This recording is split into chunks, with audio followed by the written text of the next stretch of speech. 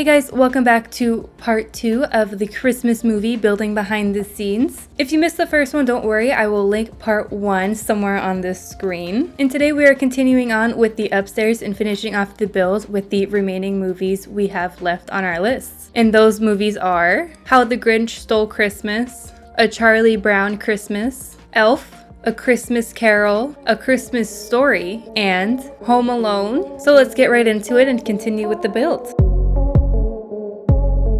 Alright, we're upstairs now, so let's see who is kicking off part 2 with the hallway here. How the Grinch Stole Christmas. Okay, that's interesting for a hallway. Alright, so we're going with green to match the Grinch. So just do all green. I don't see why not. I can go ahead and put a Christmas tree over here, but the one that's partially decorated and have it like that's the Grinch stealing all of the items from the tree. Like a nice little...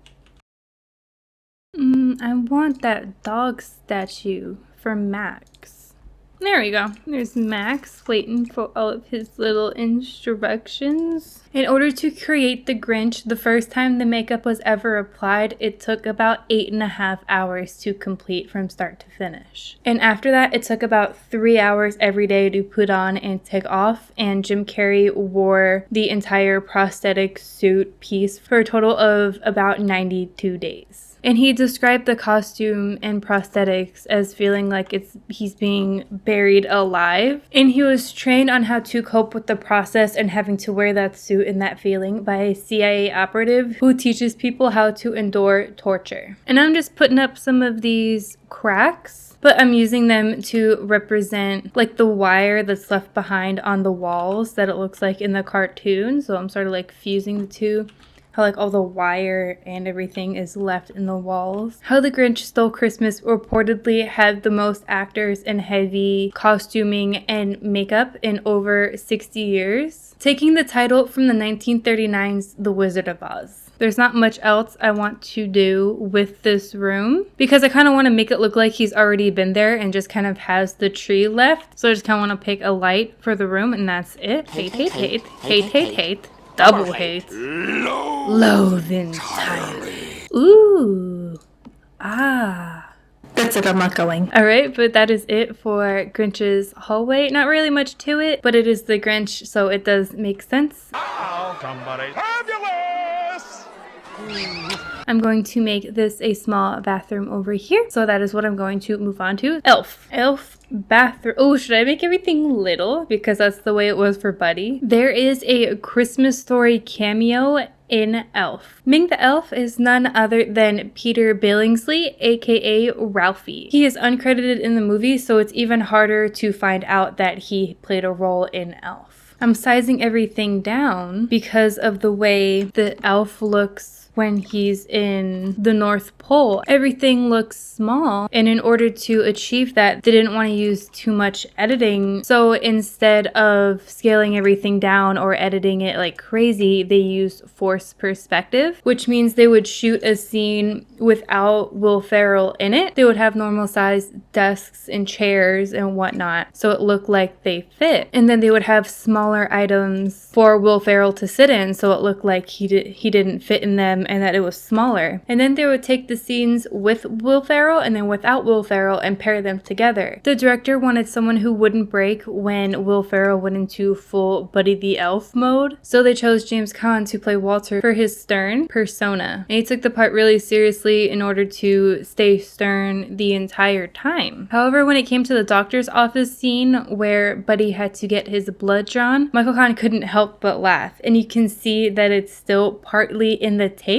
He turns away from the camera in order not to ruin the shot, but if you look closely enough, you can still tell that he's starting to crack. Even previously, when Buddy asks about things around the room, you can see that whenever he turns his back away, he's trying to like center himself in a way to try to wipe the grin off of his face. Put a little candy dish out for the 4 food groups. Candy cane. candy corn, corns, and syrup. That is it for Elf's bathroom. And I'm going to move on to this bedroom over here. A Christmas Carol is going in this bedroom. I'm going to be basing this sort of off of the beginning of the story. It is with Ebenezer Scrooge and how he has minimal furniture and decorations and doesn't really have much in the room because he wants to keep all of his money. And so I'm going to pick some of the cheaper items and not put much in here at all unless it is to represent something else. On the dresser, I want to try to represent past, present, and future. All right, there is past because it seems it is typically represented by some sort of light. And then future, I already know I'm putting the little Grim Reaper gnome. There we are, this little ghastly gnome. And then present usually has some sort of holly crown. Okay, that works. So we have past, present, and future all here represented on the dresser. And then over here we'll put some gold like it's Ebenezer's little stash. And then to finish it off, we'll add this little hen here to represent the when he buys Christmas dinner. But with that, Scrooge's bedroom is finished. And I'm going to move on to the bathroom over here. Home Alone. And I think to have it portray Home Alone, I'm going to have it be a regular bathroom. However, I'm going to put a bunch of the booby traps that he lays throughout the house in the bathroom. John Hughes came up with the concept for Home Alone while filming Uncle Buck, which Macaulay Culkin is also in. And he got the idea while shooting Macaulay Culkin during the scene where he investigates a potential babysitter. Where do you live?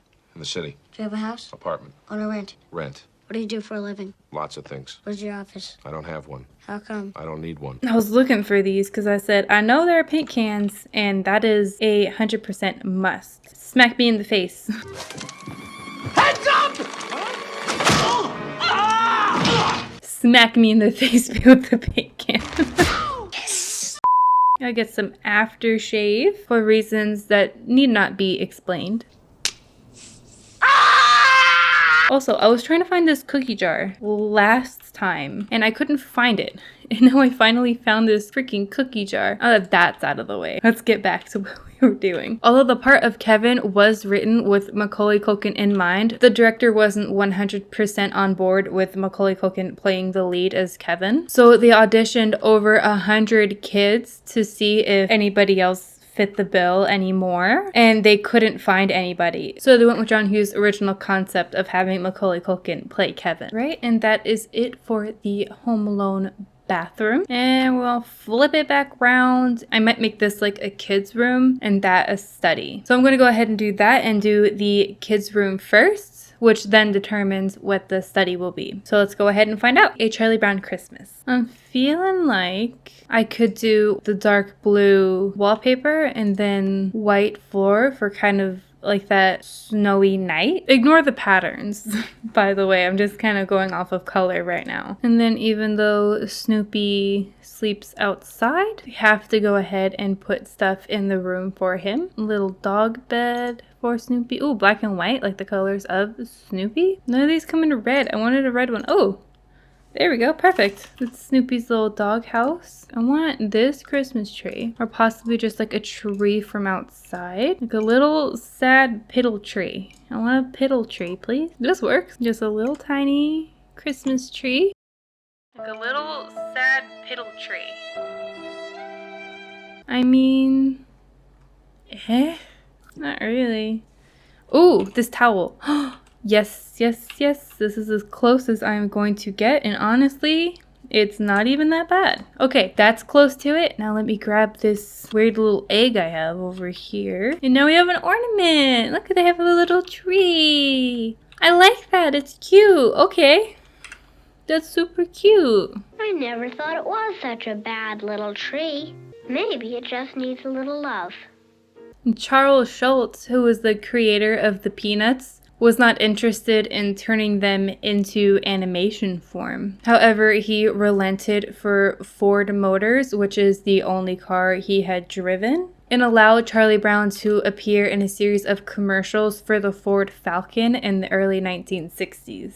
In the 60s, it was standard to lay a laugh track over any 30-minute comedy series, even if it was animated, like the Flintstones or the Jetsons. So when the producer told Schultz he didn't see why the Peanuts would be any different, Charles Schultz got up, left the room for a few minutes, and then came back and continued on with the conversation. And then the producer got the hint of, that's something that's not going to be happening, because he didn't even acknowledge the idea of putting a laugh track in the Peanuts. I don't want to put something that looks like a fake tree in the room because Charlie Brown refuses to get an aluminum Christmas tree. And aluminum Christmas trees were marketed in the beginning of 1958, and they appealed to a lot of people because they didn't have to deal with the pine needles and the tree sap. However, the annual airings of Charlie Brown swayed many viewers' opinions about Christmas trees. And many began to follow in the footsteps of Charlie Brown, refusing fake trees and going and purchasing real Christmas trees instead. And because of this, aluminum Christmas trees were virtually phased out by 1969. And with that, the kids' room is done, so we are going to move on to the final room, which is going to be a Christmas story study. This could be like Ralphie's study, where he writes to Santa about how he wants a Red Ryder BB gun, and then how he's going to get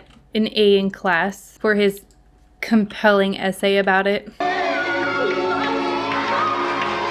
Peter Billingsley, who plays Ralphie, not only made a cameo in Elf, but he also made a cameo in another Christmas movie, Four Christmases. He was at the desk of the airline in the beginning of the movie. You need to put the rabbit in here for his costume, for his little cute bunny outfit that he gets from his aunt. He looks like a deranged Easter bunny. I don't know what my favorite Christmas movie would be. It's kind of hard to say, kind of like if you asked me what my favorite movie is, that'd be hard for me to pick one. But A Christmas Story is definitely like at the top. It's very high in like the list of my favorite Christmas movies. Leave a comment down below letting me know what your favorite Christmas movie is. I would love to know. Go ahead and put a calendar up. And that is because there is some debate about what year the movie actually takes place in. There's a wall calendar in the kitchen that shows December 1st falling on a Friday, which happened in 1939. However, Ralphie's Orphan Annie decoder was the Speedomatic model that was in 1940. And there was a reference to an upcoming football game that's between the Bears and the Packers, which lead people to believe it's 1941. Because the two teams meet in a playoff game on December 14th of 1941. I'm not too sure about the last fact since I'm not too sure about sports and all. I'm not sure if two football teams meeting in playoffs is like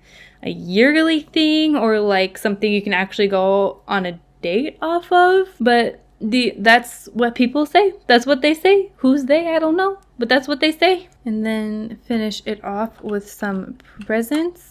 Just so your brother can go, wow, that's mine. Look at that one. That's mine.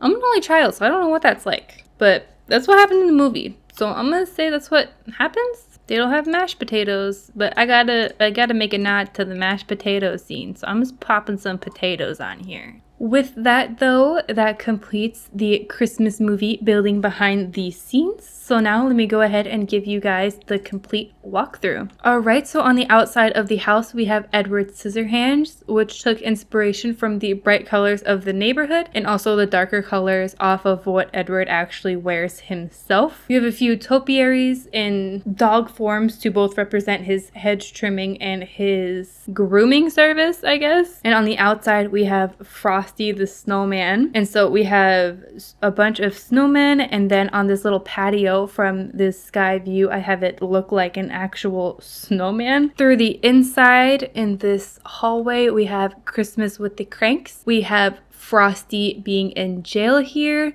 The no cats, since Luther always punts the neighbor's cat, and then a ham sandwich for a hickory honey ham. And then over in the living room, we have Krampus. So it's very dark. It's very dark. All of the cobwebs, dark Christmas tree. I thought that could have been like a little depiction of Krampus over here, and then a fireplace, so kind of Christmassy with the fireplace and the Christmas tree, but definitely a darker version of Christmas. And then through the other side, we have a Santa Claus kitchen. On this side, we have everything your typical kitchen would need, along with all the garland in the world again, just like in my Winter Wonderland build. And on this other side, we have a hot chocolate cookie station. And then through here, we have Deck the Halls dining room, which honestly kind of looks like a big mess, but it's a bunch of Christmas lights to represent Danny DeVito and Matthew Broderick's light fight. And so it's just a bunch of Christmas lights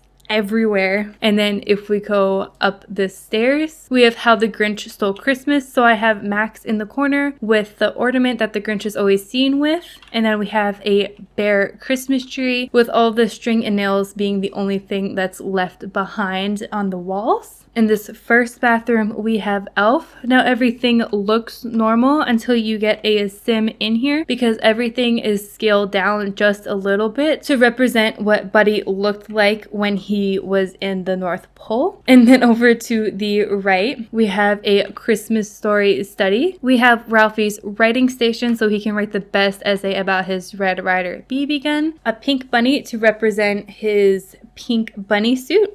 And then all of the presents around the tree with one hiding right behind the desk. And then we come around to a Charlie Brown Christmas kids room. So we have a little bit of Linus and Charlie Brown on either side for their coat colors. I made their little Christmas tree with their one red ornament, the piano and Snoopy, and also this little dollhouse that kind of looks like Snoopy's house. The next bedroom is a Christmas Carol, so it is empty aside from all of Scrooge's bars of gold. And then I represented Christmas past, present, and future with these items here. And then finally we have Home Alone bathroom. So we have his relaxing robe for his house, his aftershave, and then we have things like his bat and paint cans so that he can take on anybody who comes into the house. That is it for this build. I had a lot of fun with this build. It's definitely different than I would have expected it to. Because it's Christmas centered, I thought it would look a little bit more Christmassy, but it actually came out semi-normal and not like a Christmas explosion aside from the kitchen. And if you like the house, don't forget to give this video a like and also subscribe so you know when I post another video like this or any others. I hope you guys have a happy holidays and I will see you guys next time.